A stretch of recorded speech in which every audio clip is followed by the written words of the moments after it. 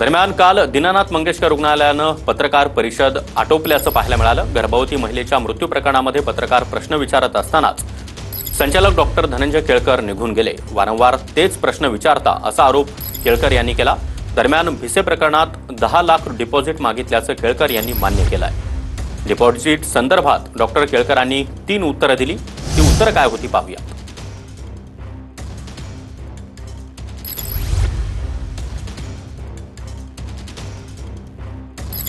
जर हे असेल तर आपण एक केलं होतं की डिपॉझिट घेण्याची जी पॉलिसी होती ती दीनानाथमध्ये छोट्या रकमेसाठी कधीच नव्हती, पण मोठ्या रकमांसाठी विशेषतः 5 लाख 10 लाखाच्या पुढे जर असलं तर ती होती। ती आपण गेल्या 4-5 दिवसापूर्वी काढून टाकली।